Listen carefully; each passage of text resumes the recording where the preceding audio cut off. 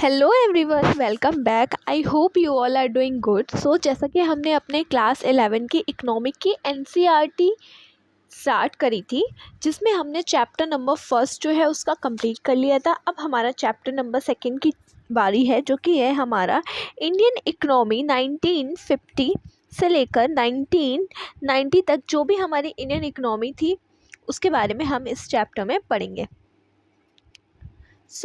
इस चैप्टर को स्टडी करने के बाद में मैं एक बात ये बता दूं कि मैं ना इसमें लाइन टू लाइन आपको सब बताती हूँ। लाइन टू लाइन पहले मैं लाइन पढ़ती हूँ, उसके बाद आपको एक्सप्लेन करती हूँ उस लाइन का मतलब क्या है। और अगर आपको ऐसा हो रहा है कि मैं लाइन ना पढ़ूँ और पहले एक्सप्लेन करूँ, तो देखिए मैं एकदम line by line explain, word by word explain करने की कोशिश करती हूँ। उसके लिए मुझे पहले लाइन को समझना ज़रूरी है। ऐसे मैं आपको समरी तो बता सकती हूँ, बट आपको उस लाइन का मीनिंग नहीं पता होगा, इसलिए मैं पहले लाइन पढ़ती हूँ, उसके बाद आपको एक्सप्लेन करती हूँ उस लाइन का। Okay, so let's start. After studying this chapter, the learners will come to know the goal of India's 5-year plan. इस चैप्टर को पढ़ने के बाद हमें पता चलेगा कि जो हमारे इंडिया के 5 years प्लान थे उसका गोल क्या था।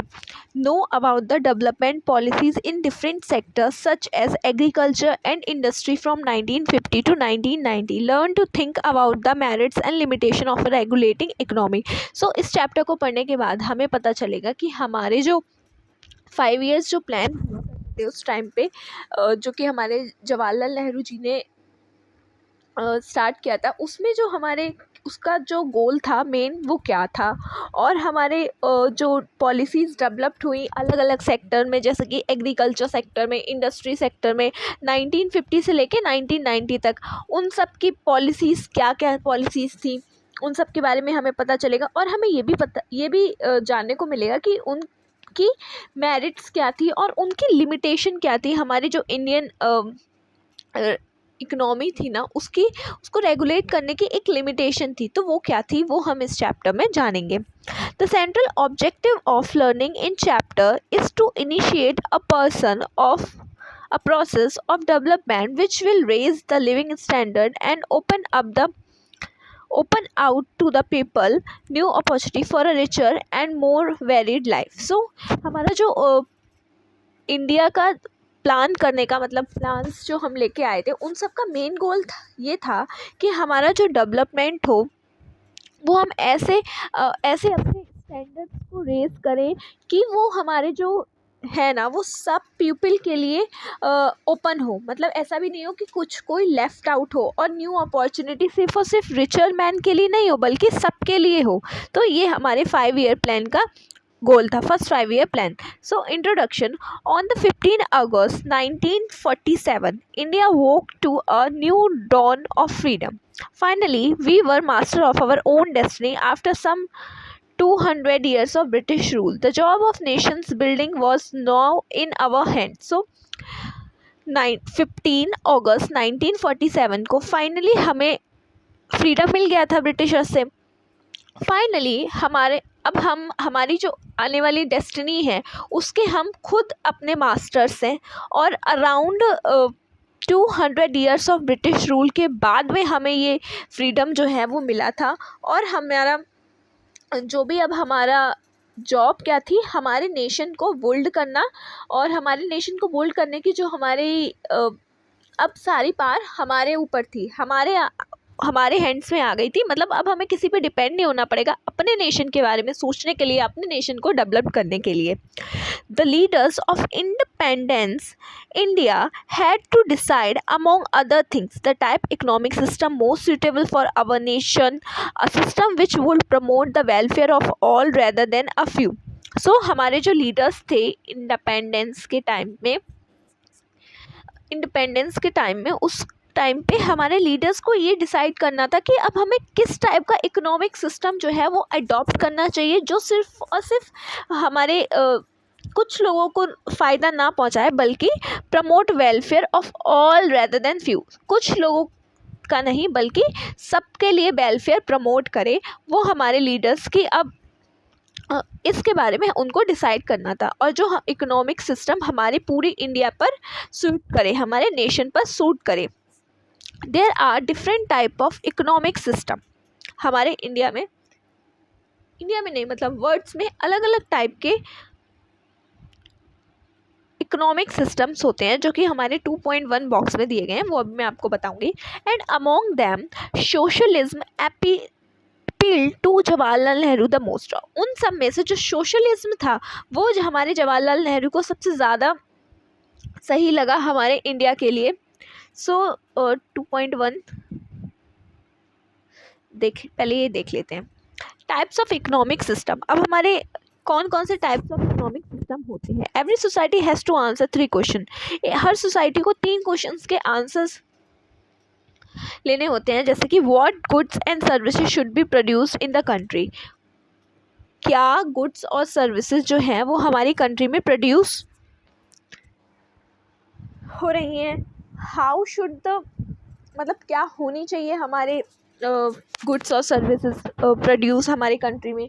How should the goods and services be produce, और कैसे वो गुड्स और सर्विसेज प्रोड्यूस होंगी। Should producer use more human labour और more capital for producing things. क्या हमारे जो प्रोड्यूसर हैं, जो प्रोड्यूस कर रहे हैं गुड्स और सर्विसेज, क्या उनमें हमें और ह्यूमन लेबर्स की ज़रूरत है या फिर मोर कैपिटल जैसे मशीन वगैरह की ज़रूरत है क्या उनको प्रोड्यूस करने में।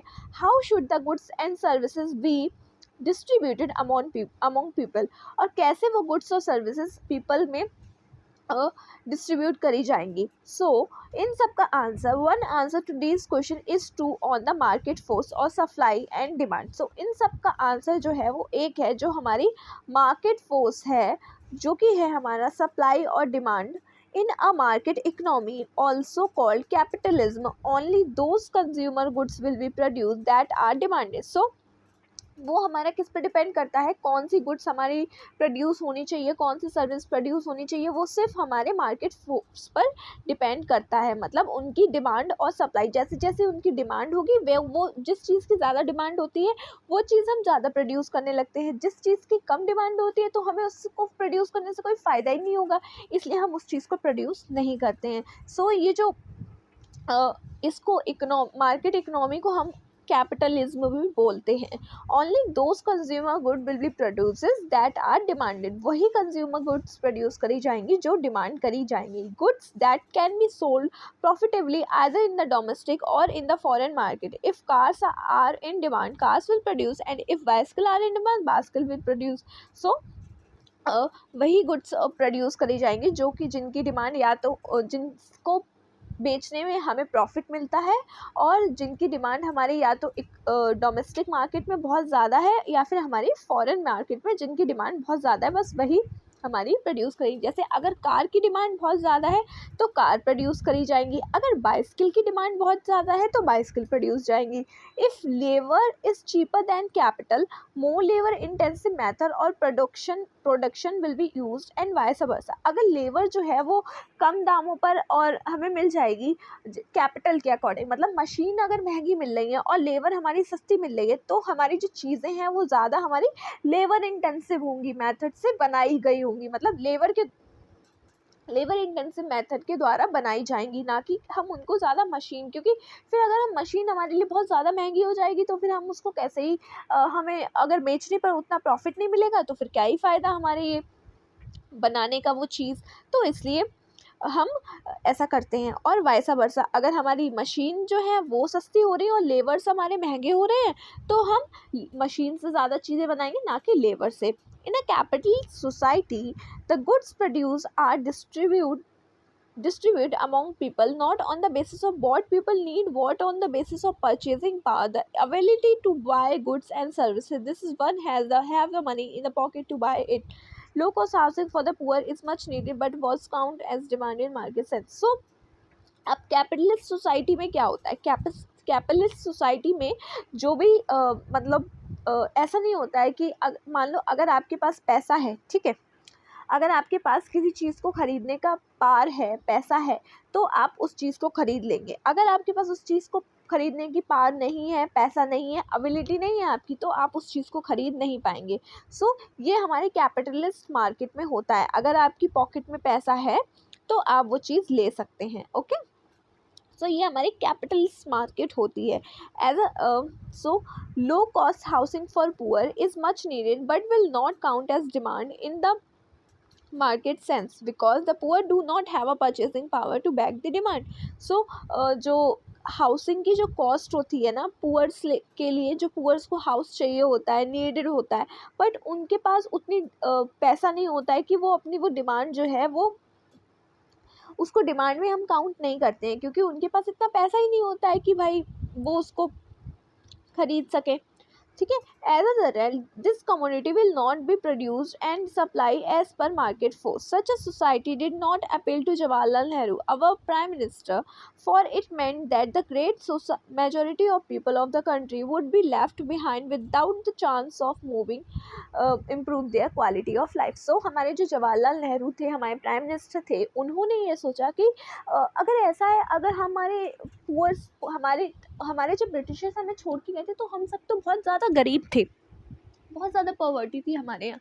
तो क्या हुआ था, जो उन्होंने ऐसा सोचा प्राइम मिनिस्टर ने हमारे, कि अगर सब पुअर के पास एबिलिटी ही नहीं है भाई घर खरीदने की और कुछ भी चीज़ खरीदने की, तो वो इंसान तो गरीब ही रह जाएगा. तो कैपिटलिस्ट इकोनॉमी को अडॉप्ट करके कोई फ़ायदा नहीं है, क्योंकि हमारे यहाँ बहुत पॉवर्टी है और हमारे जो लोग हैं उनकी जो कंडीशन है, क्वालिटी ऑफ लाइफ है, वो ऐसे इम्प्रूव नहीं होगी. So a socialist society answer the three questions in a totally different manner. In socialist society, the government decide what goods are to be produced in accordance with the needs of society. It assumes that the government knows what a good for people of country and so desire of an individual consumer and are not given much importance. सो हमारी जो socialist society होती है वो क्या होती है, हमारी socialist society में 3 टाइप के क्वेश्चंस जो हैं उसके आंसर देती है. वो जो हमने ऊपर क्वेश्चन पूछे थे उन तीनों, कौन प्रोड्यूस करता है, कैसे प्रोड्यूस करता है, क्यों और क्या डिमांड, ये सारे क्वेश्चंस थे ना. सो उसका आंसर ये है, जो ये तीनों क्वेश्चंस के आंसर है, कि जो हमारी गवर्नमेंट है वो डिसाइड करती है कि कौन सोशलिस्ट सोसाइटी में कि कौन कौन से हमारे गुड्स और सर्विसेज हैं जो प्रोड्यूस करे जाएंगे, जो भी हमारी सोसाइटी की नीड है उनके अकॉर्डेंस में हमारी गवर्नमेंट ये डिसाइड करती है. इट अज्यूम दैट, और ये भी अज्यूम किया जाता है कि हमारी गवर्नमेंट है वो हमारी जानती है कि क्या चीज़ गुड है हमारी कंट्री के पीपल के लिए और क्या डिज़ायरेबल है इंडिविजुअल कंज्यूमर के लिए और क्या इम्पोर्टेंट है.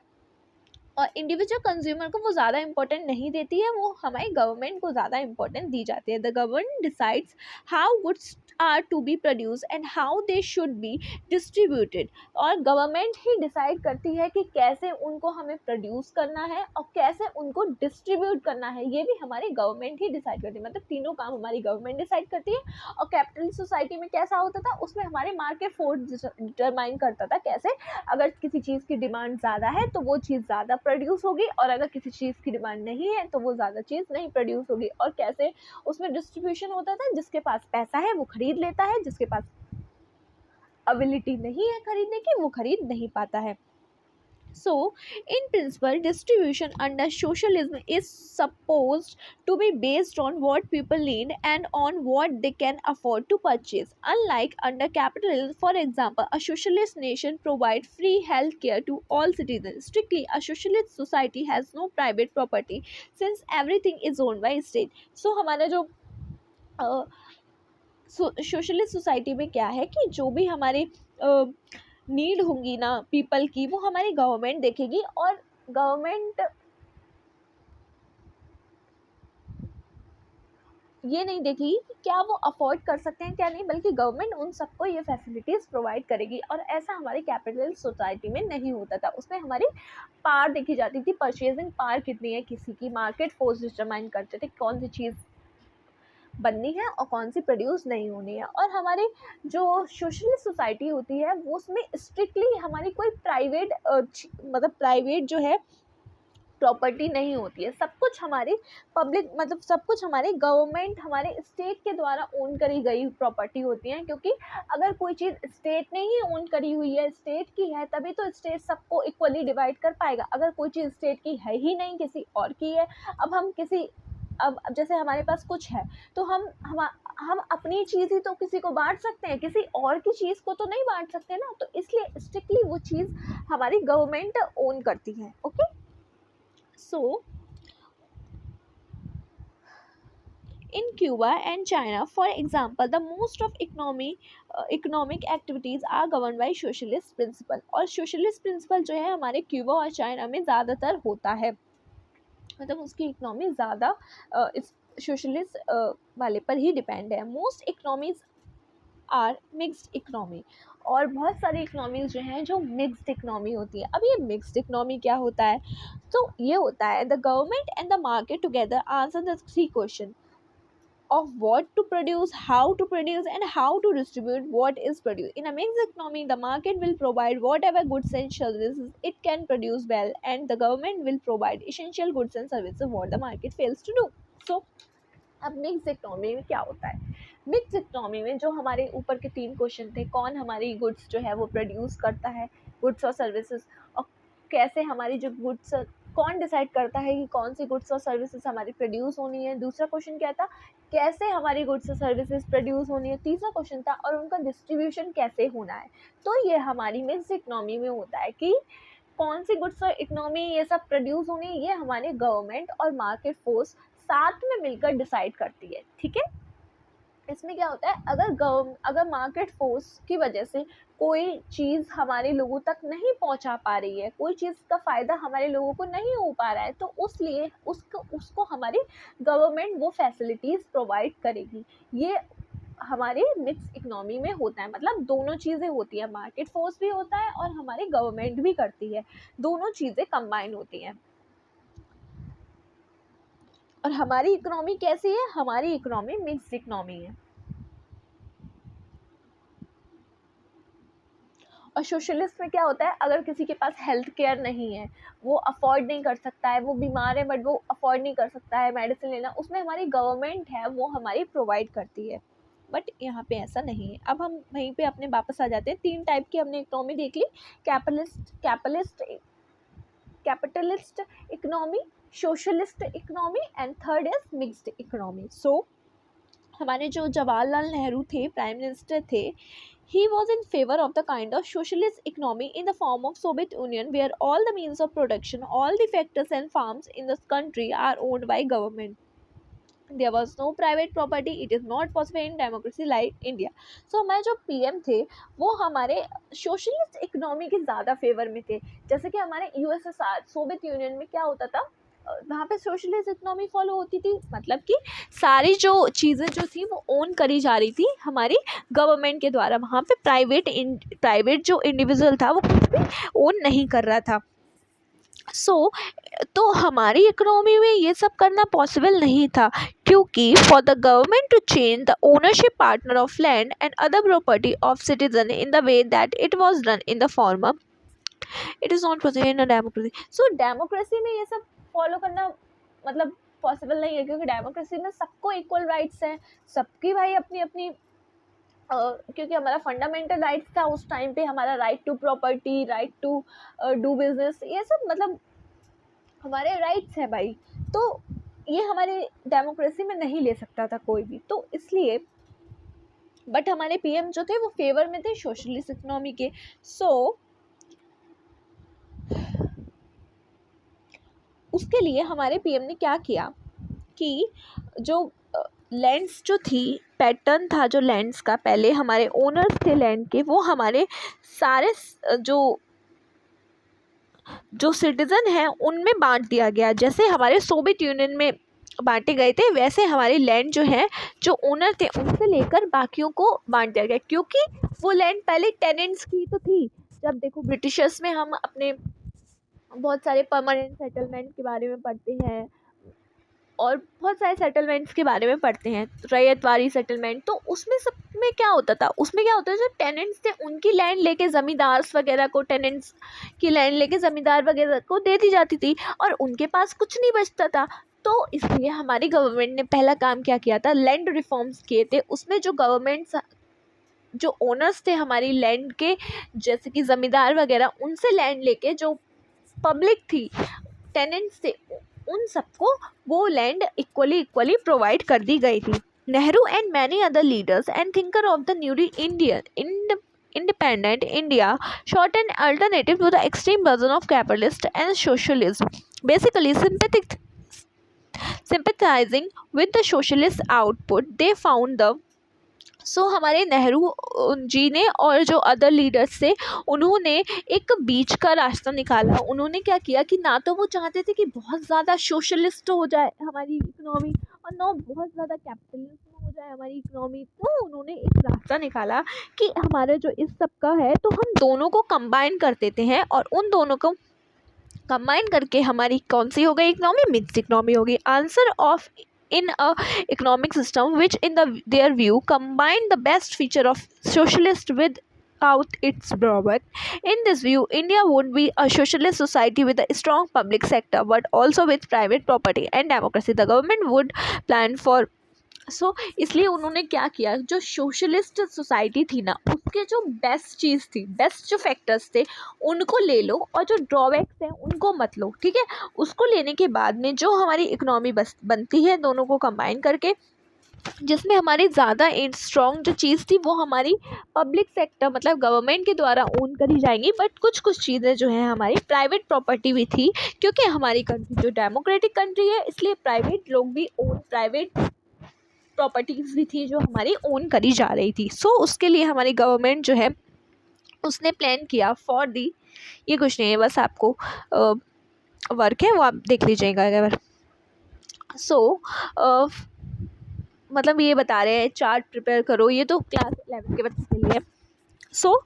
उसमें हमारी जो गवर्नमेंट थी, एक second,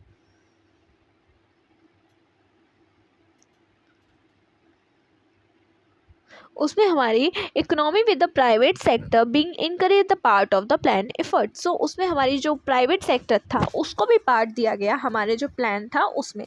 the industrial policy resolution of 1948 and directive principle of Indian constitution reflect this outlook, जो कि हमारी इंडस्ट्रियल पॉलिसी रिजोल्यूशन जो कि 1948 में था और हमारा जो डायरेक्टिव प्रिंसिपल है उसमें वो हमारा कॉन्स्टिट्यूशन में रिफ्लेक्ट करता है, क्योंकि हमारा उसमें क्या है कि भाई सबको अपना वर्क करने का राइट है, वो हमारा डायरेक्टिव प्रिंसिपल में आता है। ये सब हमारा रिफ्लेक्ट करता था हमारे कॉन्स्टिट्यूशन में।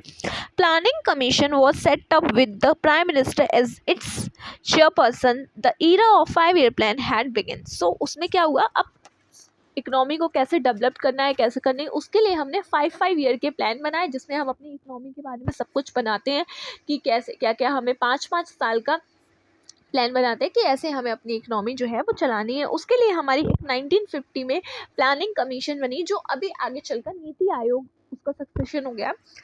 नीति आयोग है वो हमारी, उसका हेड जो थे वो हमारे प्राइम मिनिस्टर थे, एज अ चेयरपर्सन हमारे थे वो, और वो हमारी 5 ईयर ईरा का यहाँ से प्लान बनना स्टार्ट हो गया। अब इसमें हम बताएंगे what is plan. A plan spell out how the resource of nations should be put to use. It should have some general goals as well as specific objectives which are to be achieved within a specific period of time. Plan क्या होता है? Plan वो होता है कि भाई हमारे जो रिसोर्सेज हैं नेशन के उसको हम कैसे यूज़ करें, कैसे उनका मतलब कैसे उनको हमें यूज़ करना है, कैसे उनसे अपने लिए फ़ायदे निकालने हैं। तो ये हमारा प्लान बताता है कि ऐसे ऐसे करके हमें इनको स्पेल करना है, ऐसे ऐसे करके यूज़ करना है। और हमारा जो प्लान है वो हमारे उसके कुछ स्पेशल ऑब्जेक्टिव होते हैं जिनको हमें अचीव करना होता है उस टाइम फ्रेम के अंदर, जिस टाइम फ्रेम में के लिए हमने वो प्लान बनाया हुआ है। In Indian plan were of 5 year plan duration and were called 5 year plans. We borrow this from the former Soviet union, the pioneer in national planning. हमारे जो 5 ईयर प्लान्स, हमारे जो प्लान्स थे स्पेसिफिक टाइम के लिए होते हैं। अब हमारे प्लान्स कितने टाइमिंग के लिए, वो हमारे 5 साल के लिए थे, तो उनको हम 5 ईयर प्लान्स बोलते हैं, जो कि हमने ये आइडिया बोरो किया था जो पुराना सोवियत यूनियन था USSR, उससे। जो रशिया और उसका पार्ट था यूक्रेन वगैरह वो सारे पार्ट उसको हम पहले सोवियत यूनियन USSR बोलते थे। Our plan documents up to year 2017 not only specifically the objective to be attained in the 5-year plan but also what is achieved over a period of 20 years। अब हमारा plan सिर्फ और सिर्फ 5 year में achieve करने का नहीं था, हमारा प्लान था कि इन प्लान्स को लेकर और एक बड़ा प्लान बनाया। देखो सबसे पहले क्या हुआ, एक बड़ा प्लान बनाया कि ठीक है ये टारगेट है, ये चीज़ हमें 20 साल के अंदर, सबसे पहले हम क्या बनाते हैं, अगर हम कोई भी चीज़ टारगेट बनाते हैं, जैसे कि मान लो अब हमें एग्ज़ाम क्लियर करना है कोई, ठीक है, उसका इतना इतना सिलेबस है, तो हमने बनाया कि हमारा एग्ज़ाम 6 मंथ के अंदर है, तो 6 मंथ में हमें इतना सिलेबस अपना कवर करना है। उसके लिए हमने फिर 6 मंथ का प्लान बना लिया, फिर उसके बाद में हमने मंथली बेसिस पे प्लान बनाया कि हमें इतना मंथली बेसिस पे कवर करेंगे, तो ऐसे करके हम अपना सिलेबस जो है वो 6 मंथ में कंप्लीट कर लेंगे। अब जब हमने मंथली बेसिस पे बनाया, उसके बाद हम अपना वीकली बेसिस पे बनाएंगे कि इतना इतना हम वीक में कवर करेंगे। उसके बाद हमारा जो पूरा मतलब जितना हमने अपने मंथ में टारगेट बनाया था वो हमारा कंप्लीट हो जाएगा। ऐसे हम फिर मंथली वो डे बेसिस पे बनाएंगे कि अगर हम एक एक दिन में ये कवर करेंगे तो इतना हमारा वीक में कवर हो जाएगा, और जब ऐसे वीक में कवर हो जाएगा तो इतना हमारा जो टारगेट मंथली बेसिस का है वो कवर हो जाएगा। अब जब मंथली बेसिस का कवर हो जाएगा तो उतना हमारा, जैसे जैसे हम मंथली बेसिस का कवर करेंगे उसके अकॉर्डिंगली हमारा जो 6 ईयर का प्लान है हमारा सिलेबस कंप्लीट करना वो हमारा हो जाएगा। तो ऐसे ही हमने पहले 20 ईयर्स का पूरा एक प्लान लिया, जिसमें हमने डिवाइड करे 5 ईयर्स में कि 5 ईयर में हम ये अचीव करेंगे, 5 ईयर में ये अचीव करेंगे, और ऐसे करके हम 20 साल में ऐसा कर लेंगे। ये हमारा प्लान था। The long term plan is called perspective plan, और जो 20 साल का ये जो लॉन्ग टर्म प्लान था उसको हम पर्सपेक्टिव प्लान बोलते थे। The 5 year plan was suppose to provide the basis for the perspective plan, और जो हमारा 5 ईयर का प्लान था वो हमारा जो पर्सपेक्टिव प्लान था उसका बेसिक था। जैसे हमारा डे होता है उसका, वो हमारा बेसिक होता है किसका, 6 ईयर प्लान का। मंथ हमारा किसका बेसिक होता है, 6 ईयर प्लान का। सो वही हमारा जो पर्सपेक्टिव प्लान था उसका बेसिक क्या था, उसका बेसिस था हमारा 5 ईयर प्लान कि 5 ईयर्स में हम इतना अचीव करेंगे, तब जाके हम 20 ईयर में जो हमारा टारगेट है वो हम कंप्लीट कर लेंगे।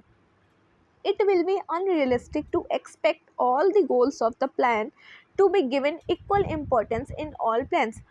In fact, the goals may actually be in conflict. So ये तो अनरियलिस्टिक होगा अगर सारे गोल्स को हम एक इक्वली, बिल्कुल इक्वालिटी प्रोवाइड कर दें कि ये चीज़ भी हमें जैसे कि मान लो हमें सिलेबस में मान लो हमें पॉलिटी कंप्लीट करनी है और इकोनॉमी कंप्लीट करनी है, तो अब हमें पॉलिटी, अब कोई एग्ज़ाम में पॉलिटी का वेटेज ज़्यादा है बट इकोनॉमी का कम है, तो ऐसा तो नहीं है कि हम जितना टाइम पॉलिटी में लगाएंगे उतना ही टाइम हम अपनी इकोनॉमी में लगा लेंगे, वो इकोनॉमिक्स में लगा लेंगे, ऐसा तो हम नहीं करेंगे। ये तो हमारा बेवकूफ़ीपन हो जाएगा कि अगर भाई आना ज़्यादा पॉलिटी से लेकिन हम उतना ही इक्वल एफर्ट दे रहे हैं इकोनॉमी में, उसके लिए हमें अपनी स्मार्ट स्ट्रेटजी फॉलो करनी होगी कि हम पॉलिटी पे ज़्यादा टाइम देंगे और इकोनॉमी में थोड़ा उसके कंपैरिजन कम देंगे, जिससे कि हम एक बैलेंस बना के रखें। तो वैसे ही हमारी जो चीज़ हमारे लिए हम सबको इक्वली प्लान नहीं करते थे, जिससे कि हमारे गोल्स जो है वो कन्फ्लिक्ट में ना आए। For example, the goal of introducing modern technology may be in conflict with the goal of increasing employment. If the technology reduce the need for the labor, the planner have to balance the goal. A very difficult job indeed. So जैसे कि हमारा example है, मान लो हमारा गोल है कि हमें modern technologies को भी लेके आना है, इंट्रोड्यूस करना है और हमें एम्प्लॉयमेंट भी प्रोवाइड करना है। बट हमारा कॉन्फ्लिक्ट ये आ रहा है कि अगर हम एम्प्लॉयमेंट प्रोवाइड करेंगे तो ज़्यादा लेबर होगी, हमारी ज़्यादा लेबर होगी तो भाई इतनी हम टेक्नोलॉजी हमारी, एक सेकेंड टेक्नोलॉजी से बताती हूँ। मान लो अगर हमने टेक्नोलॉजी ज़्यादा प्रोड्यूस कर दी, ठीक है, टेक्नोलॉजी बहुत ज़्यादा प्रोड्यूस हो गई, इतनी प्रोड्यूस हो गई कि उसको हमें करने के लिए बस एक इंसान की ज़रूरत है, और जब हम एम्प्लॉयमेंट प्रोवाइड करेंगे तो हमें 5 इंसान की ज़रूरत पड़ेगी, ठीक है। उसी काम को बिना टेक्नोलॉजी के करने के लिए हमें 5 इंसान की ज़रूरत है। तो अगर हम, हमारे गोल एम्प्लॉयमेंट इंक्रीज़ करना है और हमारा गोल टेक्नोलॉजी इंक्रीज़ करना है, इंट्रोड्यूस करना है, तो मान लो अगर हमने टेक्नोलॉजी इंट्रोड्यूस कर दी तो जो 5 इंसान जो काम पहले कर रहे थे अब वो 1 इंसान करेगा, तो वो 4 जो रह गए वो तो अनएम्प्लॉयड रह गए ना, उनकी जॉब तो चली गई, तो इसमें हम अपना एम्प्लॉयमेंट कैसे इंक्रीज कर देंगे। तो ये हमारी गोल जो थे वो कन्फ्लिक्ट में आ रहे थे, आ जाते हैं ऐसे, इसलिए हमारा सबको इक्वली ट्रीटमेंट देना बहुत ही ज़्यादा अनरियलिस्टिक हो जाएगा। We find different goals being emphasized in different plans in India. So अलग अलग गोल की अलग अलग जगह है, मतलब अलग अलग उनको एक एम्फसाइज प्रोवाइड किया गया है, ऐसा नहीं सबको इक्वली ट्रीट किया जाए। India's 5-year plans did not spell out how much of each and every goods and service to be produced. It is neither possible nor necessary for former Soviet Union try to do this and fail.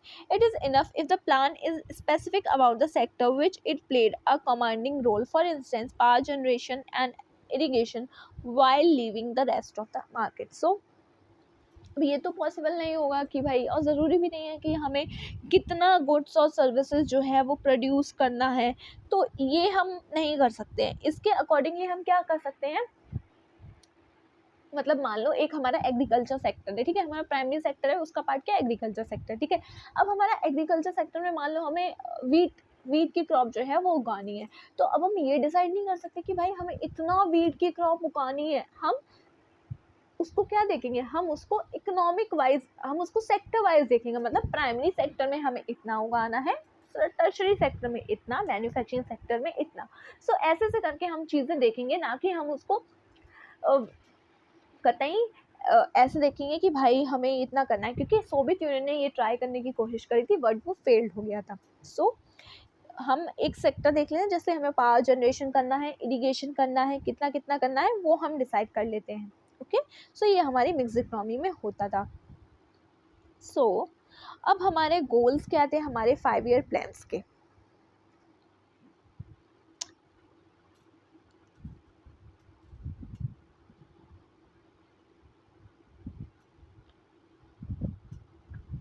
बड़ा है ये chapter, खत्म होने का नाम ही नहीं ले रहा भाई।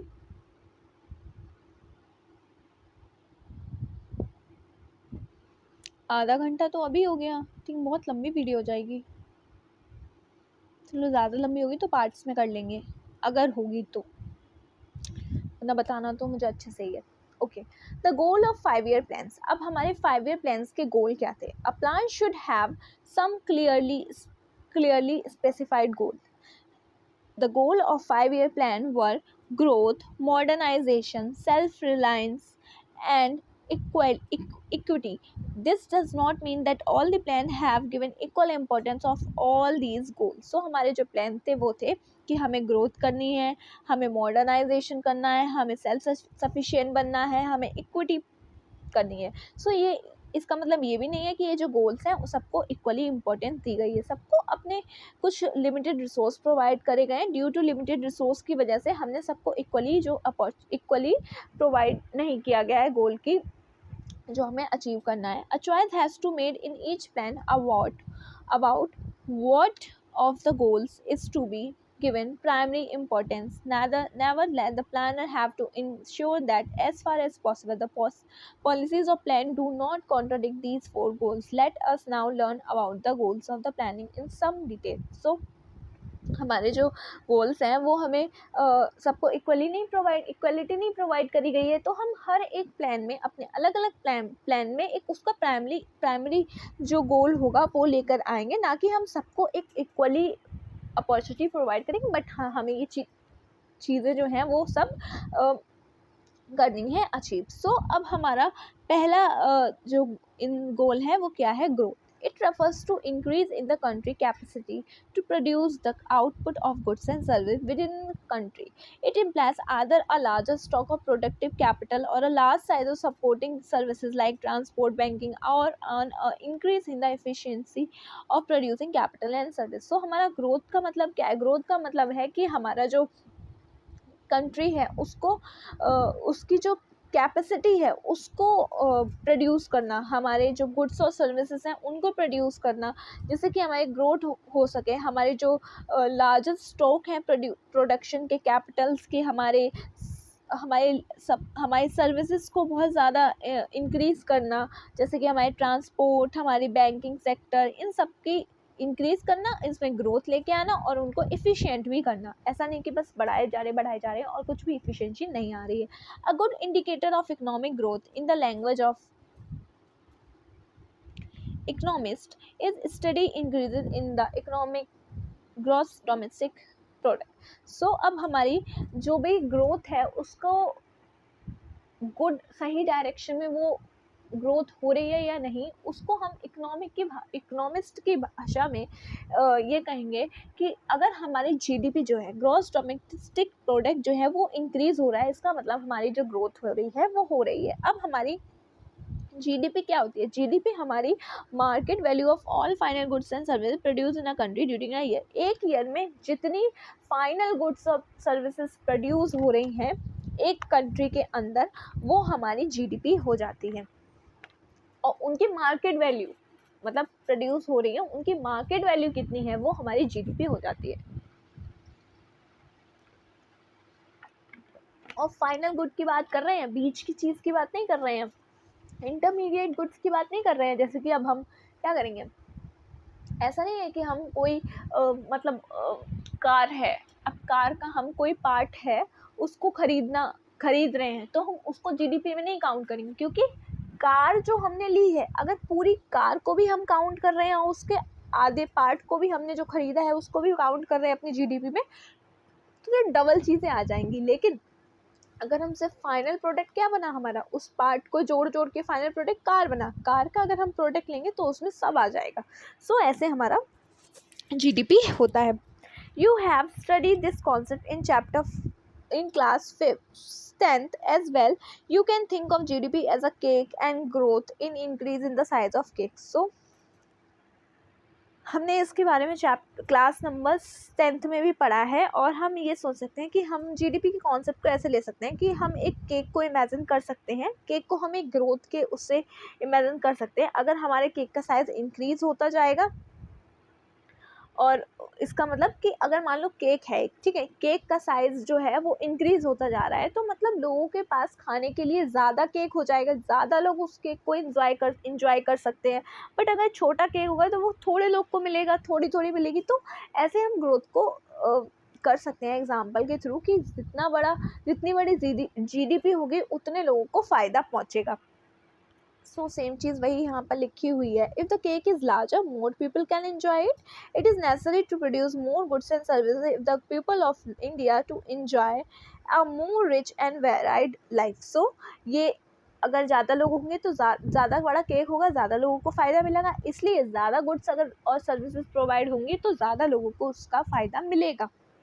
The GDP of a country is derived from the different sector of the economy, namely the agriculture sector, industrial sector and the service sector.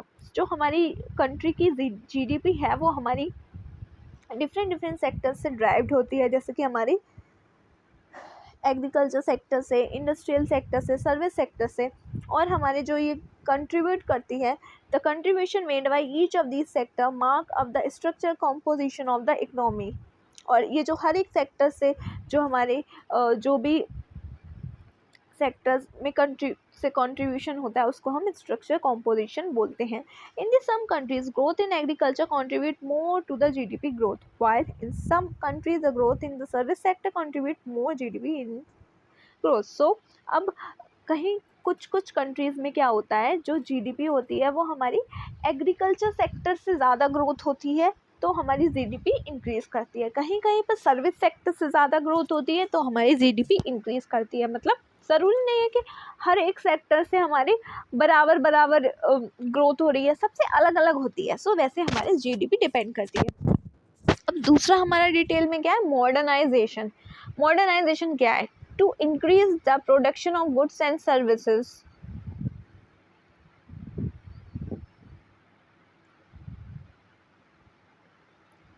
the producer have to adopt new technology. For example, a farmer can increase the output on the farm by using new seed variant instead of using the old one. Similarly, a factory can increase output by using a new type of machine. Adopting of new technology is called modernization. अब modernization क्या होता है? modernization का मतलब होता है कि किसी चीज़ को प्रोड्यूस करने में हम अगर किसी न्यू टेक्नोलॉजी का यूज़ कर रहे हैं तो उसको हम मॉडर्नाइजेशन कह देते हैं. जैसे कि एग्जांपल, अब फार्मर्स हमारे हैं वो हमारे किसी भी क्रॉप को उगाने के लिए वो हमारे नए सीड्स का यूज़ कर रहे हैं. तो हमारी एक नए वेरिएंट आ गया, हमारा नए सीड का वेरिएंट आ गया, और ना कि वो ओल्ड सीड का यूज़ कर रहे हैं, जिससे उनको फ़ायदा भी बहुत हो रहा है और उनको मतलब प्रॉफिट हो रहा है. सो उसमें हमारे इसको हम मॉडर्नाइजेशन कहते हैं. और क्या, मान लो हमारा फैक्ट्री में हमारे वर्कर्स हैं वो हमारे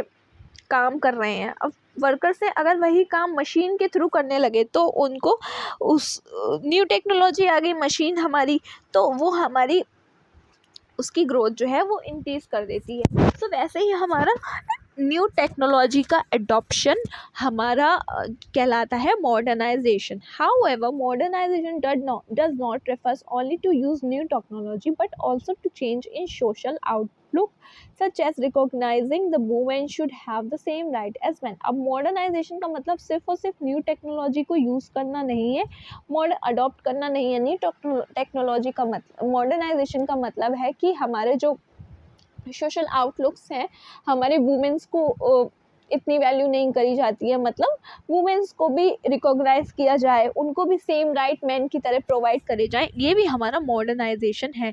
और ट्रेडिशनल सोसाइटी में क्या होता था, वुमेंस को जो है वो हमेशा ही घर के काम में लगाया जाता था और मेंस जो है वो वर्क करते थे. बट मॉडर्नाइजेशन में क्या है कि वुमेंस के अंदर भी बहुत ज़्यादा टैलेंट होता है, तो वो भी अपनी वर्क प्लेस पे आके काम करें, उन्हें भी इक्वल राइट प्रोवाइड करे जाएं जैसे मैन काम करते हैं. सो इसको भी हम मॉडर्नाइजेशन कहते हैं. A traditional society women are suppose to remain at home while the man work. और ट्रेडिशनल सोसाइटी में कैसा होता था कि मैन जो है वो वर्क पे जाता था और वुमेन जो है वो घर पर ही रहती थी. बट हमारे मॉडर्नाइजेशन में क्या है, हमारी जो सोसाइटी है वो हमारी वुमेन के टैलेंट्स को भी पहचानेगी और वुमेन भी अपने वर्क प्लेस पे जा सकती हैं, जैसे कि बैंक्स में, फैक्ट्री में, स्कूल्स में, वहाँ पे जाके अपना जॉब जो है वो कर सकती हैं, अपना टैलेंट शो कर सकती हैं. तो ये इसका मतलब है मॉडर्नाइजेशन. अब हमारा थर्ड है सेल्फ रिलायंट. सेल्फ रिलायंट का मतलब क्या होता है, किसी के ऊपर डिपेंड नहीं होना, खुद में सेल्फ सफिशिएंट हो आप, कि आप ये काम खुद से कर सकते हो. अब क्या है इसमें, देखो पढ़ते हैं. A nation can promote economic growth and modernization by using its own resource or by using resource import from other nations. The first 7-year plans give importance to self-reliance, which means avoiding import of these goods, which could be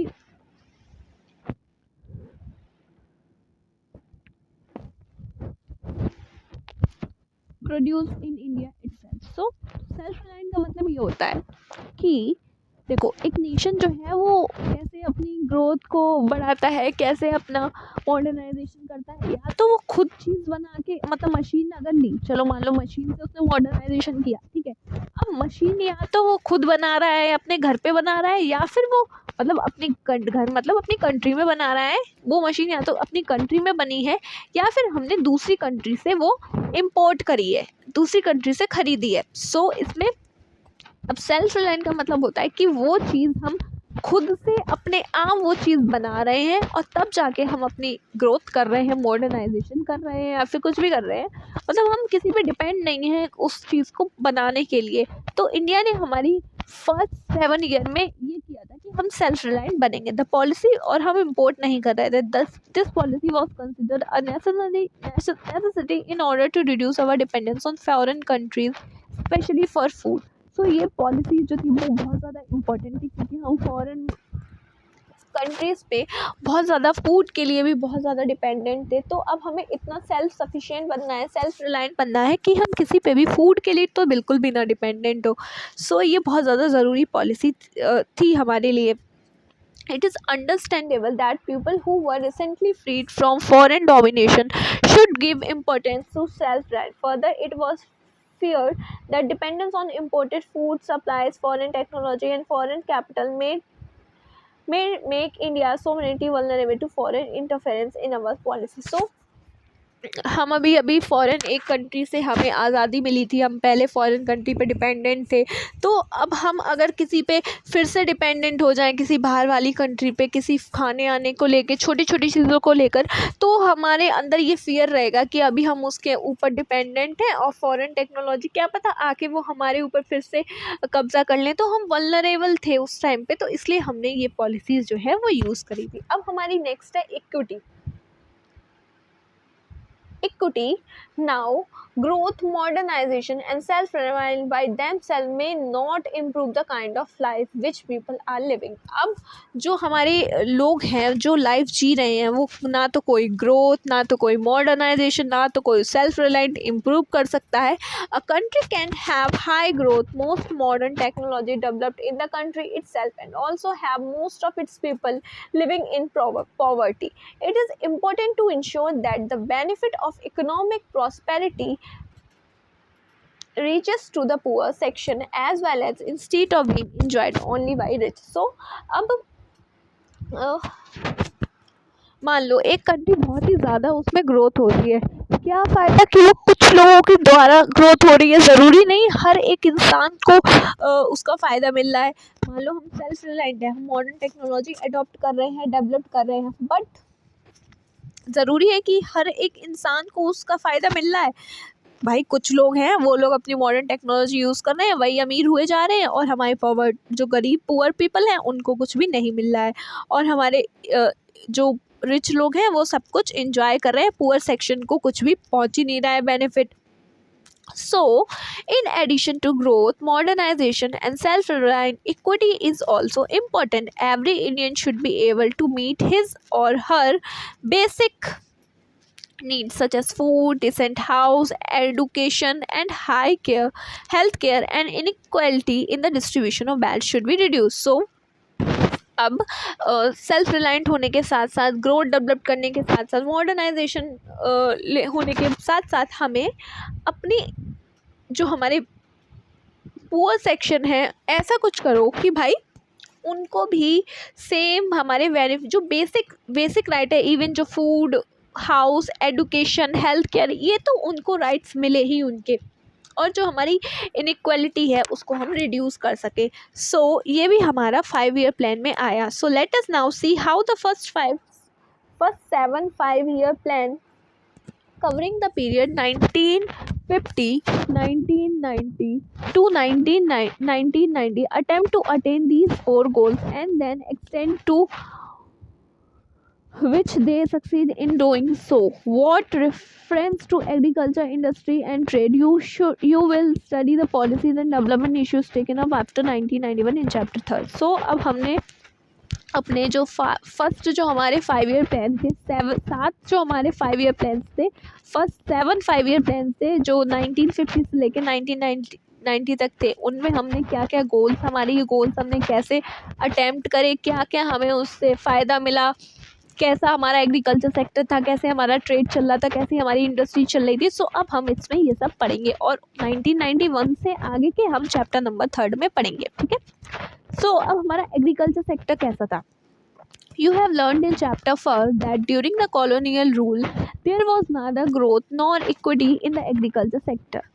The policy makers of independent India had to address these issues, which they did through land reforms and providing the use of high-yielding variety seeds, which ushered in a revolution in Indian agriculture. So हमने अपने पहले chapter में पढ़ा था कि हमारा जो agriculture sector था वो हमारा स्टेगनेंट था, उसमें हमारी कोई भी ग्रोथ नहीं हो रही थी, और बहुत सारे लोग उसमें क्या कहते एम्प्लॉयड थे, और क्या कहते और कोई भी इक्विटी भी नहीं थी. तो ये हमने अपने फर्स्ट चैप्टर में पढ़ा था. तो उसके लिए हमारे जो लीडर्स थे, पॉलिसी मेकर्स थे, हमारी आज़ादी होने के बाद में इंडिया की, उन्होंने ये इशू एड्रेस किया और उन्होंने इसको प्रमोट किया. कैसे? हमारे लैंड रिफॉर्म्स करके, हमारे जो हाई यील्डिंग वैरायटी के जो सीड्स थे वो हमारे फार्मर्स को प्रोवाइड करके, जिससे कि हमारा एग्रीकल्चर सेक्टर जो है वो स्टेगनेंट ना रहे. अब हमारे ये क्या है, लैंड रिफॉर्म और HYV वैरायटी, ये सब हम अब देखेंगे, देखो लैंड रिफॉर्म क्या होता है। At the time of independence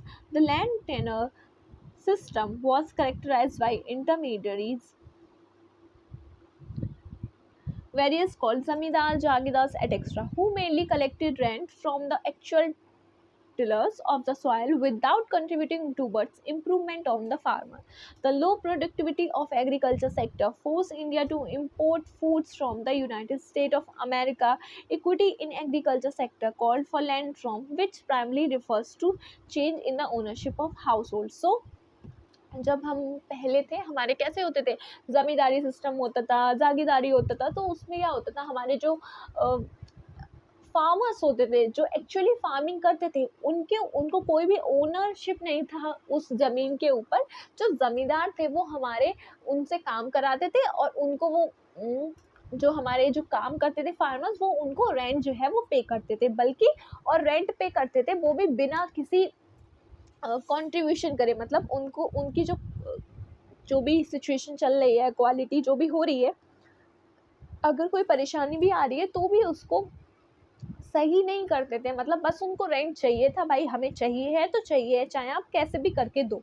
सो ऐसा उनका ये बिहेवियर हुआ करता था, जिसकी वजह से हमारे जो फूड जो वगैरह हमें था वो हमें बाहर कंट्री से अडॉप्ट इम्पोर्ट करना पड़ता था, जो कि हम यूएसए से करते थे। सो हमारे इक्विटी प्रोवाइड करना एग्रीकल्चर में हमने लैंड रिफॉर्म लेकर आए, जिससे हमने एग्रीकल्चर जो था उसमें हमने लैंड रिफॉर्म से इक्विटी सबको प्रोवाइड करी।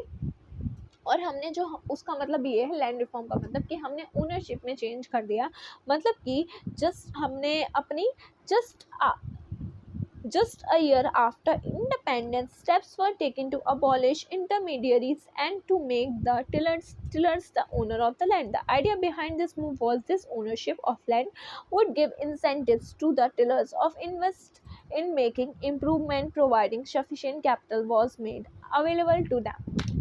So उसमें हमने क्या किया, जो हमारे इंटरमीडिएट थे जैसे कि ज़मींदार जागीरदार, उनको हटा दिया, अबॉलिश कर दिया, और हमारे जो टिलर्स थे जो हमारे फार्मिंग करते थे मेन, उनको हमने लैंड का ओनरशिप दे दी। मतलब उनको हमने लैंड दे दी तो अब वो उनके पास लैंड आ गए, अब वो अपना वो लैंड करते हैं। अब लैंड सीलिंग क्या होता है? Was another policy of promote equity in agriculture sector. This mean fixing the maximum size of land which could be owned by an individual. The purpose of land ceiling was to reduce the concentration of landowner in a few hands. So land ceiling जो थी वो एक और policy थी जो हमारी equity promote करती थी, मतलब ओनरशिप प्रोवाइड करती थी हमारे टेनेंट्स को। उसमें क्या होता था कि एक इंडिविजुअल जो है वो सिर्फ इतनी क्वांटिटी, मतलब इतना जो लैंड है वो ओन कर सकता है, उससे ज़्यादा नहीं कर सकता। इससे क्या होता था, जो हमारे कभी कभार क्या हो जाता है कि बहुत सारे,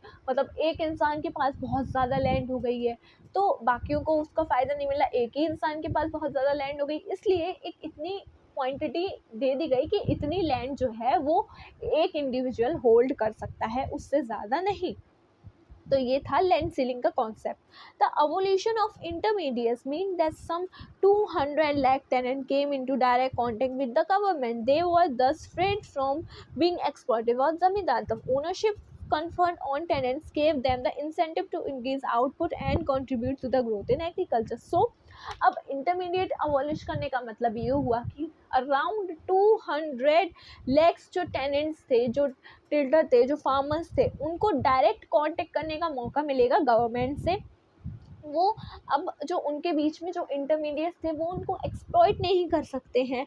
अब ज़मींदार वगैरह उनको एक्सप्लॉइट नहीं कर सकते हैं रेंट वगैरह लेने के लिए। अब उनकी जो ओनरशिप है वो डायरेक्टली हमारे गवर्नमेंट से जो भी फ़ायदे होंगे वो डायरेक्टली उन तक पहुँचेंगे, जिससे कि हमारे जो एग्रीकल्चर का आउटपुट होगा वो हमारा इंक्रीज़ होगा और हमारी एग्रीकल्चर सेक्टर में ग्रोथ जो है वो इंक्रीज़ होगी। However the goal of equity was not fully served by evolution of intermediary. In some area the former zamindars continue to own area of land by making use of some loopholes in the legislation. There were cases where tenants were evicted and the landlords claimed to be self-cultivator, the actual tiller, claiming ownership of the land. And even when the tiller got ownership of land, the poorest of agriculture labor such as sharecrop and landless laborers did not benefited from land reform. So ये जो land reforms करे गए उनसे बहुत ज़्यादा हमें फ़ायदा नहीं मिला, क्योंकि कहीं कहीं पे क्या हो रहा था कि जो ज़मींदार थे पुराने, उन्होंने क्या कहा कि भाई हम ही एक्चुअल टिलर्स हैं, हमें ही आप लैंड प्रोवाइड करिए, जैसे कि उनने कुछ लूप होल यूज़ करके लेजिस्लेचर में हमारे वो ज़मीन प्रोवाइड ले ली, जिससे कि जो एक्चुअल में जिनको चाहिए थी, ज़रूरत थी उस लैंड की, जो एक्चुअल में टेनेंट्स थे उस लैंड के, उनको वो लैंड जो है वो नहीं मिल पाई, ओनरशिप उसकी नहीं मिल पाई। और जो पुअर एग्रीकल्चर लेबर थी उसको उनकी हमारी जो शेयर होल्ड क्रॉप थी वो नहीं मिल पाई। सो ज़्यादा हमारे बेनिफिट नहीं हुए लैंड रिफॉर्म से। The land ceiling legislature also face hurdle, और जो लैंड सीलिंग वाला जो कॉन्सेप्ट था लेजिस्लेचर का, वो भी हर्डल, उसने भी बहुत ज़्यादा हर्डल्स फेस करे। The big landlords challenge the legislature in the court, delaying its implementation. They use this delay to register their lands in the name of close relative, thereby escaping from the legislature. So क्या हुआ, उन्होंने land ceiling का कि इतना एक इंसान इतनी land own कर सकता है, उसलिए जो बिग जमीन लैंडलॉर्ड्स थे उन्होंने क्या कहा, उन्होंने इसके बारे में कोर्ट में जाके मुकदमा दायर कर दिया कि भाई देखिए हमारे साथ ऐसा हो रहा है, हमारी जो लैंड है वो हमसे छीन ली जा रही है, ये कह के कि हमारी सिर्फ इतनी कैपेसिटी है, हम इतनी ही ले सकते हैं, ओनरशिप ले सकते हैं इंडिविजुअल में। सो उसमें कुछ डिले आया, कोर्ट ने कुछ टाइम दिया डिसीजन लेने के लिए, जिसमें कि उनको थोड़ा टाइम मिल गया, और उस टाइम में उन्होंने जो वो लैंड का जो चीज़ थी, ओनरशिप थी, वो अपने जो क्लोज रिलेटिव्स थे उनके नाम पर कर दी, अपने नाम उन्होंने। और ये भी साबित हो गया कि भाई हम तो इतना ही, एक इंडिविजुअल के पास सिर्फ इतना है, बट वो हमारा रिलेटिव है, लेकिन वो भी तो एक इंडिविजुअल है ना, उसके पास इतना है। सो ऐसे करके ये भी लूप होल्स निकाले। Legislature has had a lot of loophole which were exploited by big landlord to retain their land. Land reformers were successful in Kerala and West Bengal because these states had government committed to policies of land of tillage. Unfortunately, other states did not have a same level of commitment, and vast inequality in land holding continued to this day. So, जो ये जो exploitation था loop holes की वजह से legislation में, तो हमारे जो लैंडलॉर्ड्स थे उन्होंने ऐसे एक्सप्लॉइट किया जिससे कि हमारे लैंड रिफॉर्म्स जो है वो अच्छे से सक्सेसफुल नहीं हो पाए। लेकिन केरला और वेस्ट बंगाल में हमारे जो ये लैंड रिफॉर्म्स थे वो बहुत ज़्यादा से अच्छे से सक्सेसफुल हुए, क्योंकि उनके वहाँ की जो गवर्नमेंट थी वो पॉलिसी लैंड रिफॉर्म्स की जो पॉलिसी थी उसमें बहुत ही अच्छे से कमिटेड थी। और अनफॉर्चुनेटली जो अदर स्टेट थे उनकी जो गवर्नमेंट थी वो हमारी इतनी ज़्यादा कमिटेड नहीं थी इस पॉलिसीज़, ये वाली पॉलिसीज़ को लेकर। सो ये था हमारा जिसकी वजह से हमारी अभी जो हमारी इनइक्वालिटी थी, जो हमारी उसके बाद भी लैंड रिफॉर्म्स होने के बाद भी कंटिन्यू होती जा रही थी। ऐसा नहीं हो रहा था कि उनकी वजह से हमें कोई फ़ायदा मिला था, क्योंकि हमारे लेजिस्लेचर में कुछ लूप होल्स थे, और हमारी जो गवर्नमेंट थी वो अच्छे से कमिटेड नहीं थी, बल्कि जहाँ जहाँ पे कमिटेड थी अच्छे से, वहाँ पे हमें फ़ायदे देखने को मिल रहे थे। सो ये था हमारा एग्रीकल्चर वाला थिंग। अब हमारा नेक्स्ट है द ग्रीन रिवॉल्यूशन। अब भाई ये ग्रीन रिवॉल्यूशन क्या है? सो हमारी ग्रीन रिवॉल्यूशन में हमने अपने लास्ट चैप्टर में पढ़ा था कि हमारे जो at the independence about 75% of the country population was dependent on agriculture. Productivity in agriculture sector was very low because of use of old technology and the absence of required infrastructure for the vast majority of farmers. So हमारी जो agriculture की जो हमारी country की जो population थी वो around 75% जो पॉपुलेशन थी वो हमारी एग्रीकल्चर में डिपेंडेंट थी, जिसकी वजह से हमारे जो फार्मर्स थे उनके पास एग्रीकल्चर सेक्टर में लो प्रोडक्टिविटी हो रही थी, क्योंकि वो यूज़ कर रहे थे ओल्ड टेक्नोलॉजी और ओल्ड सीड यूज़ कर रहे थे। उनके पास में रिक्वायर्ड जो स्ट्रक्चर होना चाहिए वो उनके पास नहीं था, जिसकी वजह से हमारा एग्रीकल्चर जो है वो वाइडली डिपेंडेंट था मॉनसून के ऊपर। अगर मॉनसून नहीं होता था, शॉर्ट होता था, तो फार्मर्स जो थे हमारे वो ट्रबल में आ जाते थे, और क्योंकि उनके पास इरिगेशन की फैसिलिटीज़ नहीं थी, और वो सिर्फ कुछ लोगों के पास थी। The stagnation in agriculture during the colonial era was permanently broken by the green revolution. This refers to larger increase in productivity of food grains resulting in the use of high yield variety. So हमारा जो green revolution हुआ उसमें क्या हुआ कि जो हमने हमारी जो एग्रीकल्चर, जो हमारी ज़मींदारी सिस्टम वगैरह हमारा ब्रिटिशर्स के टाइम पे, कॉलोनियल रूल के टाइम पे चलता था, वो एकदम परमानेंटली ब्रोक कर दिया गया हमारे ग्रीन रिवॉल्यूशन ने। और हमारे जो प्रोडक्टिविटी थी हमारे फूड ग्रेन्स की, वो हमारी इंक्रीज़ होने लगी। वो इसलिए क्योंकि हमने हाई यील्डिंग जो वैरायटी के जो सीड्स थे, जैसे कि हमारे स्पेशली हमारे वीट और राइस के लिए, वो हमने यूज़ करना स्टार्ट कर दिए थे। इसलिए हमें ये जो है वो देखने को मिल गई। और इन सीड को यूज़ करने के लिए हमें कुछ फर्टिलाइज़र्स की और पेस्टिसाइड की करेक्ट क्वांटिटी में ज़रूरत थी, और हमें रेगुलर सप्लाई ऑफ वाटर की भी ज़रूरत थी, जिसके लिए हमारे पास application of these inputs in correct proportion is better. और इनको करेक्ट प्रोपोर्शन में लेना भी बहुत ज़रूरी था। तो हमारे फार्मर्स जो थे वो could benefit from HYV seeds require reliable irrigation facility as well the financial resource। so उनको, हमारे फार्मर्स को इस फैसिलिटी से बेनिफिट होने के लिए उनको रिलायबल रिसोर्सेज की ज़रूरत थी, फाइनेंशियल सोर्सेज की, क्योंकि उनको पेस्टिसाइड खरीदने थे, परचेज करने थे, फर्टिलाइजर्स खरीदने थे, उन्हें इरिगेशन फैसिलिटीज़ लेके आनी थी, जिससे के लिए उनको ये हमारे ग्रीन रिवॉल्यूशन का फ़ायदा हो सके। As a result in the first phase of green revolution approximately, और हमारे गवर्नमेंट ने वो उन्हें प्रोवाइड भी करा था, हाई वेराइटीज़ के सीड प्रोवाइड करे थे, हमारे फर्टिलाइज़र पेस्टिसाइड प्रोवाइड करे थे। As a result, in first phase of Green Revolution, approximately mid-1960 up to mid-1970, the use of HYV seeds was restricted to the more affluent states such as Punjab, Andhra Pradesh, and Tamil Nadu. Further, the use of HYV seeds primarily benefit the wheat growing regions only. In the second phase of the Green Revolution, first phase में हमारे क्या था, जो हमारे area था हमारा state का, जो कि हमारा आंध्र प्रदेश, पंजाब और तमिलनाडु एरिया था, बस वहीं तक हमारे ये जो सीड्स थे वो हमारे अबंडेंट उनका मतलब फ़ायदा मिल रहा था। बाकी जो स्टेट्स थे वो बेनिफिट नहीं हो रहे थे। और ज़्यादातर कौन से सीड्स के रीजन्स बेनिफिट हो रहे थे, जहाँ पे वीट ज़्यादा ग्रो होता है, वीट का रीज़न जहाँ पे वीट ज़्यादा ग्रो होता है वो हमारे फ़ायदे में हो रहे थे। वो फर्स्ट फेज़ में था हमारे ग्रीन रिवॉल्यूशन के। और हमारे सेकेंड फेज़ में, जो कि हमारा मिड-1970 से लेके मिड-1980 तक था, उसमें जो हमारी जो टेक्नोलॉजी थी वो लार्ज नंबर ऑफ़ स्टेट्स में हमारे पहुँची, अलग अलग स्टेट्स में पहुँची, और हमारे ज़्यादा लोग उस वेराइटीज़ की, और ज़्यादा वेराइटी की क्रॉप में, ज़रूरी नहीं सिर्फ वीट और राइस में ही उनको फ़ायदा मिला, अलग अलग वेराइटी की क्रॉप में भी फ़ायदा मिलने लगा। The spread of green revolution technology enabled India to achieve self-sufficiency in food grain. India no longer had to be at the mercy of America or any other nation for meeting its food requirement। और इसकी वजह से, हमारे green revolution की वजह से, हमारी जो प्रोडक्टिविटी थी वो इंक्रीज़ हो गई, और हम सेल्फ सफिशिएंट हो गए फूड ग्रेन्स में, जिससे कि हमें फूड के लिए हमें अमेरिका या फिर अदर कोई कंट्री पर डिपेंड नहीं होना पड़ा, और हम अपनी जो फूड की जो रिक्वायरमेंट थी वो फुलफ़िल कर रहे थे। Growth in the agricultural output is important but it is not enough if a large proportion of the increase is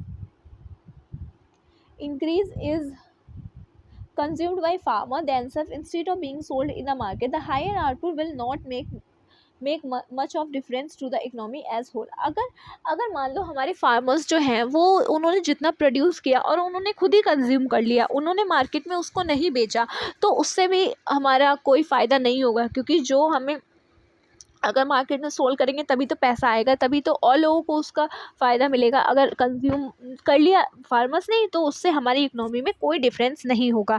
if one of the other hand a substantial amount of agriculture produce is sold in the market by the farmer, the higher output can make a difference to the economy. और अगर हमारा other hand पे, अगर हमारा जो market में जो produce जो भी हुआ वो हमने मार्केट में सोल्ड किया हमारे फार्मर ने, तो उसका हमें हायर आउटपुट देखने को मिलेगा हमारी इकोनॉमी में। The proportion of the agriculture produce which is sold in the market by the farmer is called market surplus। और जो भी proportion हमारा मार्केट में सोल्ड करा जाता था फार्मर्स के द्वारा, उसको हम बोलते हैं मार्केट सरप्लस। मतलब कि उनके पास इतना फूड था कि उन्होंने अपना कंज्यूम करने के बाद जो बचा हुआ था, सरप्लस था, वो उन्होंने मार्केट में बेचा, जिसको हम मार्केट सरप्लस बोलते हैं।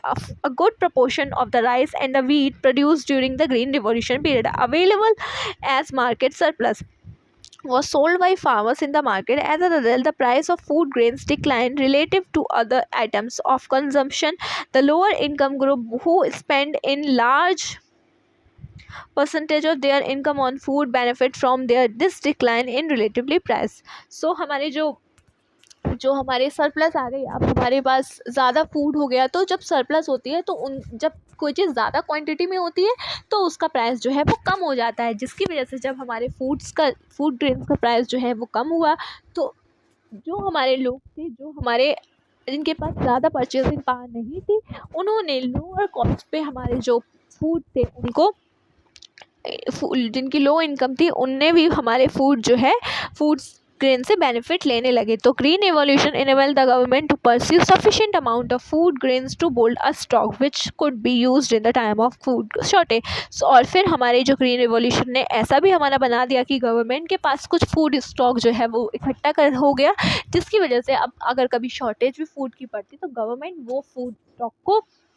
लाके वो शॉर्टेज को फुलफिल कर देती। While the nation had immensely benefit from the green revolution, the technology involved was not free from risk. One such risk was the possibility that would increase the disparity between small and big farmers. अब इसकी वजह से ऐसा नहीं है कि green revolution आने की वजह से हमारे पास हमेशा उसका फ़ायदा ही होगा। हर चीज़ के दो इफ़ेक्ट होते हैं, एक अच्छा और एक बुरा। सो इसका एक बुरा इफ़ेक्ट ये था कि हमारे जो इसमें जो टेक्नोलॉजी इन्वॉल्व थी, जिसकी वजह से हमारे जो कुछ फार्मर्स थे, ऐसा भी हो रहा था कि कुछ इनइक्वालिटीज़ जो थी, डिस्पैरिटीज़ थी, वो बढ़ती जा रही थी, क्योंकि जो स्मॉल फार्मर्स थे उनके पास फैसिलिटीज़ नहीं थी ज़्यादा, और बिग फार्मर्स थे उनके पास फैसिलिटीज़ थी। तो हमारे बिग फार्मर्स जो थे वो ये सब अफोर्ड कर सकते थे और उनको उसका रिक्वायर्ड इनपुट भी मिलता था, और वो रीपे करके और भी हमारे ग्रीन रिवॉल्यूशन का बेनिफिट लिए जा रहे थे। बट वहीं पे हमारे स्मॉल फार्मर्स उस चीज़ के लिए तैयार नहीं थे। Moreover the why HYV crop were also more prone to attack of pests, and the small farmers who adopted this technology could lose everything in a pest attacks। और फिर हमारा दूसरा इसका इफ़ेक्ट ये था कि जो हमारे ये जो क्रॉप थी ना, उसका ये था कि ये जो प्रोन है हमारे अटैक का, जो पेस्ट के द्वारा जो अटैक होगा उसके लिए बहुत ज़्यादा प्रोन थी। क्योंकि अगर कोई मान लो स्मॉल फार्मर ने हमारी कोई ये टेक्निक अडॉप्ट कर ली, बट उसके ऊपर पेस्ट अटैक हो गया, जिसकी वजह से उसने अपनी पूरी फसल जो पूरी क्रॉप जो है वो गंवा दी, तो उसने तो अपना सब कुछ खो दिया ना। तो ये सारी चीज़ें थी। Unfortunately these fears did not come true because of the step taken by the government. But ये फियर्स जो थे हमारे, वो गवर्नमेंट ने की स्टेप लेने की वजह से ये फियर हमारे सच नहीं हुए, बस फियर ही रह गए, मतलब डर ही रह गए। कंप्लीट हमें देखने को नहीं मिले। The government provide loans to a low interested rate to small farmers and subsidize fertilizer so that small farmer could also have access to the needed input. So हमारे जो गवर्नमेंट ने जो लोग नहीं अफोर्ड कर पा रहे थे टेक्नोलॉजी को अडॉप्ट करना, उनको स्मॉल फार्मर्स पे लो इंटरेस्ट पे लोन प्रोवाइड करा, जिससे कि उन्होंने हमारी जो फर्टिलाइजर्स थे, सब फर्टिलाइजर प्रोवाइड करे गए सब्सिडी की तौर पर, सब्सिडाइज तरीके से, जिससे कि उनको भी हमारे बेनिफिट देखने को मिला, उन्हें भी ये जो इनपुट था उसका एसेस मिल गया। Since the small farmer could obtain the required input, the output on the small farmers equally the output on the large farmer in the course of time. तो जैसा आउटपुट स्मॉल फार्मर्स का था वैसा ही output large farmer का, मतलब दोनों ही benefit हो रहे थे। ऐसा नहीं कि डिस्पैरिटीज जो थी वो इंक्रीज हो रही थी, नहीं हो रही थी। As a result of the green revolution benefited the small as well as rich farmer. The risk of small farmer being ruined when pests attacked their crop was considerably reduced by service returned by the research institute established by the government. You should note that the green revolution would have favored the rich farmers only if the state did not play an extensive role in ensuring that the small farmers। So जो हमारा दूसरा fair था कि paste attack हो सकता है जिससे farmers अपना सब कुछ गंवा सकते हैं, तो वो हमारे जो रिसर्च इंस्टीट्यूट थे, जो कि हमारे गवर्नमेंट ने उनको वो सर्विस प्रोवाइड करी थी कि जिसकी वजह से हमारे उसका जो पेस्ट अटैक था वो रिड्यूस हो जा रहा था, और हमारी इनकी वजह से गवर्नमेंट के इस सारे इनिशिएटिव्स की वजह से हमारा जो ग्रीन रिवॉल्यूशन था वो फेवर किया रिच फार्मर को भी और स्मॉल फार्मर को भी, जिससे कि हमारा स्मॉल फार्मर ने भी गेन किया न्यू टेक्नोलॉजी से, और हमारे रिच फार्मर ने भी गेन किया न्यू टेक्नोलॉजी से। सो ये थे हमारा green revolution. The debate over subsidies. अब कुछ डिबेट है सब्सिडीज़ के ऊपर, जो हमारे फार्मर्स ने सब्सिडीज़ प्रोवाइड, मतलब गवर्नमेंट ने हमारी सब्सिडीज़ प्रोवाइड करी थी स्मॉल फार्मर्स पे, उस पर कुछ डिबेट्स है। डिबेट क्या है? The economic justification of subsidies in agriculture is at present hotly debate question. आज के टाइम पे जो हमारी जो सब्सिडीज़ प्रोवाइड करी जाती है एग्रीकल्चर में, वो आजकल डिबेट का माहौल बनी हुई है। It is generally agreed that it was necessary to use subsidies to provide a incentive for adopted of new HYV technology for farmers in general, small farmer in particularly. So ये हम agree करते हैं कि जो necessary है subsidies provide करना, जो small farmers थे उनको न्यू टेक्नोलॉजी अडॉप्ट करने के लिए ये ज़रूरी था उस टाइम पे। Any new technology will be looked upon as a being risky by farmer, क्योंकि हर एक नई टेक्नोलॉजी जो फार्मर्स के पर्सपेक्टिव से उनको रिस्की दिख रही है, क्योंकि हमने बताया उससे दो चीज़ें नुकसान हो सकती थी। बट गवर्नमेंट ने हमें सब्सिडीज़ प्रोवाइड करी, सपोर्ट प्रोवाइड किया, जिसके कि फार्मर्स ने बेनिफिट ले पाए उससे। सो subsidies were therefore needed to encourage farmer to test the new technology। So नई टेक्नोलॉजी को टेस्ट करने के लिए नीडेड है फार्मर्स के लिए कि उनको सब्सिडीज़ प्रोवाइड करी जाए, उनको ज़्यादा रिस्क ना हो अपनी चीज़ लूज़ करने का। अब सब्सिडीज़ प्रोवाइड करेंगे तो उनको फ़ायदा होगा। कोई एक्सपेरिमेंट हम तभी तो करेंगे जब हमें ये लगे कि भाई इसका रिस्क कम है। Some economists believe that once the technology is found profit and widely adopted, subsidies should be phased out since the purpose has been served. Further, subsidies are meant to benefit the farmer, but a substantial amount of fertilizer subsidy also benefit the pharma industry. So, कुछ economist ये believe करते हैं कि जब हमने subsidies provide कर दी और farmers को उसका बेनिफिट मिल गया और अब वो अच्छे से सब कुछ मतलब मैनेज कर पा रहे हैं, तो अब हमें सब्सिडीज़ बंद कर देनी चाहिए, क्योंकि अब उनका जो हमारा पर्पस था वो फुलफ़िल हो गया है। अब उनको सब्सिडीज़ की ज़रूरत नहीं है। And among farmer the subsidy largely benefit the farmer in the more prosperous region. Therefore, it is argued that there is no case for continuing with fertilizer subsidy. It does not benefit the target group and it is huge burden on the government finance. So, subsidies की वजह से अब मान लो हमने subsidies provide करी, but उसके बाद जो ज़्यादा फ़ायदा हमें कहा, जो मोस्ट प्रॉस्पेरस रीजन था वहाँ पर देखने को मिला, बट जो बाकी का रीज़न था वहाँ पे नहीं मिल रहा था। सो इसकी वजह से जब हमारा एक टाइम पर पूरी इक्वलिटी आ गई है, तब हमें वो चीज़ रोक देनी चाहिए, क्योंकि वो हमारे गवर्नमेंट पे भी फाइनेंशियल बर्डन एक टाइप से हो जाता है। क्योंकि भाई जब वो कुछ प्रोवाइड करते हैं तो गवर्नमेंट ही तो पे करती है ना उस चीज़ का, तो वो उस पर बर्डन आ जाता है। पर दूसरे हैंड पर जो इकोनॉमिस्ट है वो बिलीव करते हैं the government should continue with the agriculture subsidies because farming in India continue to be risky business. Most farmer are very poor and they will not able to afford the required input without subsidies. So other hand पे लोग कहते हैं कि government जो है उसको subsidies जो है वो कंटिन्यू करनी चाहिए, क्योंकि बहुत सारे फार्मर्स जो है, क्योंकि फार्मिंग जो है वो एक बहुत ही ज़्यादा रिस्की बिजनेस है, और जो बहुत सारे फार्मर्स हैं हमारी कंट्री में वो बहुत ज़्यादा पुअर हैं और वो हमारी जो रिक्वायरमेंट है वो अडॉप्ट नहीं कर सकते हैं, जिसके बिना सब्सिडीज़ के उनको वो फैसिलिटीज़ जो है अडॉप्ट नहीं कर सकते हैं। इसलिए सब्सिडीज़ जो है वो कंटिन्यू करना चाहिए। Eliminating subsidies will increase the inequality between rich and poor farmers and violate the goal of equality. This expert argue that if subsidies are largely benefited the farmers industry and big farmers, the correct policy is not to be abolish subsidies but to take step to ensure that only the poor farmers enjoy the benefits. So अब हमारे वो ये कहते हैं अगर subsidies हम बंद कर देंगे तो पुअर फार्मर और स्मॉल फार्मर्स के बीच में बहुत ज़्यादा इनइक्वालिटी डेवलप हो जाएगी, जिससे कि हमारे स्मॉल फार्मर्स जो हैं वो हमारे बेनिफिटेड नहीं ले पाएंगे और हमारे बिग फार्मर्स जो हैं वो हमारे बहुत ज़्यादा उससे बेनिफिट ले पाएंगे। और हमारा जो गोल होना चाहिए वो हमारा इंश्योर करना होना चाहिए कि पुअर फार्मर्स को भी बेनिफिट एंजॉय कर सकें। इसलिए हमारी जो सब्सिडीज़ हैं वो कंटिन्यू करना चाहिए। Thus by the late of 1960 Indian agriculture productivity had increased sufficiently to enable the country to be self-sufficient in food grain. This is an achievement to be proud of. On the negative side, some 65% of the country population continued to be employed in agriculture even in the late in 1990. So हमने 1960 तक हमारी जो agriculture sector था उसमें हमने productivity जो है वो इंक्रीज़ कर दी थी, जिससे कि अब हम किसी पर भी डिपेंड नहीं थे अपनी फ्रूट ग्रेन्स के लिए, बट जो कि हमारे लिए बहुत ही ज़्यादा प्राउड की बात है। बट एक नेगेटिव साइड इसकी ये थी कि अब हमारी जो पॉपुलेशन थी अराउंड 65% ऑफ पॉपुलेशन जो थी वो हमारी अभी भी एग्रीकल्चर सेक्टर पे ही डिपेंड थी 1990 तक। और economist have found that as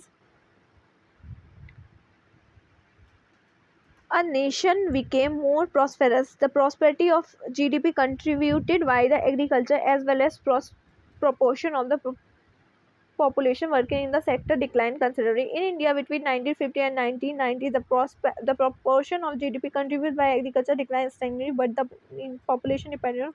So अब हमारे साइंटिस्ट इकोनॉमिस्ट जो थे वो ये भी बिलीव करते हैं कि जो हमारी GDP है वो इंक्रीज हो रही है, बट ज़रूरी नहीं कि सिर्फ और सिर्फ एग्रीकल्चर सेक्टर से भी, अलग अलग सेक्टर से भी उसमें जो है कंट्रीब्यूशन होना चाहिए। और 1950 से लेकर 1990 के बीच में हमारी जो GDP थे उसमें हमारा एग्रीकल्चर सेक्टर का कंट्रीब्यूशन जो था वो कम होता गया, लेकिन उसमें जो लोग थे वो हमारे डिपेंडेंट थे, जो एग्रीकल्चर में जो काम कर रहे थे वो कम नहीं हुआ, वो हमारा 64.9% बाई 1990 तक रहा।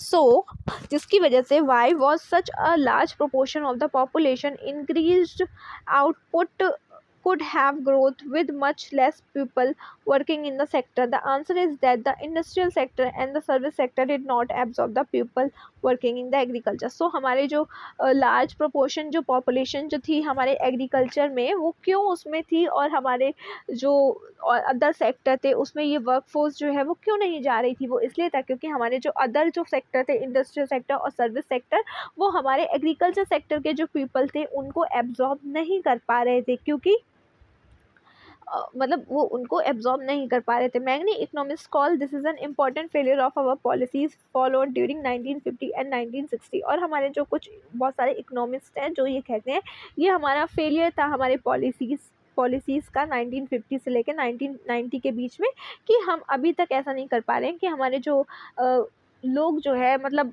जितने लोग, देखो ऐसा होता है कि जितने लोग हमारे, कुछ लोग अगर मतलब कम लोग भी अगर हमारे एग्रीकल्चर सेक्टर में उतना कंट्रीब्यूट करें, बट उसके बाद भी हमें उतना ही फ़ायदा होगा जितना हमारे और लोग जो है उसमें कंट्रीब्यूट कर रहे हैं।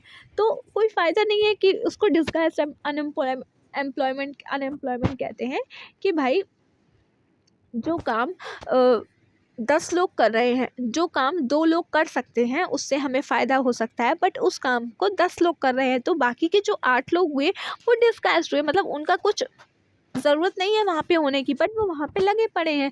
तो ये भी एक हमारी पॉलिसीज़ का फेलियर बोला गया था। अब हमारा इंडस्ट्री और ट्रेड सेक्टर कैसा था?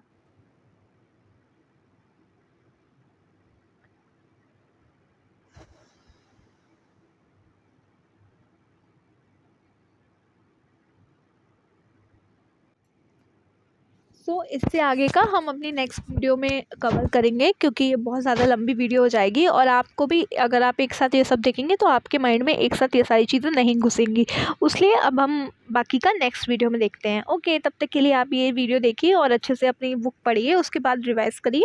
तो और कुछ ना समझ में आए तो आप मुझे कमेंट में डाउट पूछिए, मैं आपके डाउट्स के आंसर्स दूंगी, और आपको कुछ भी प्रॉब्लम हो, कुछ भी फीडबैक हो तो वो भी मुझे बताइएगा, जो मैं अच्छे से इम्प्रूव कर सकती हूँ। और मेरे चैनल को सब्सक्राइब कर दीजिए, बेल आइकन प्रेस कर दीजिए, जिससे कि जब भी मैं वीडियो डालूँ तो आपको मेरा नोटिफिकेशन मिल जाए। और हमारी जो ज्योग्राफी क्लास 11th की जो NCERT है फिज़िकल एनवायरनमेंट वाली, वो हमारी कंप्लीट हो गई है, जो कि हमारे मेरे चैनल पे आपको प्लेलिस्ट में जाके मिल जाएगी। और हमारी CSET की भी प्लेलिस्ट चल रही है, वो भी आप जाके देख सकते हैं।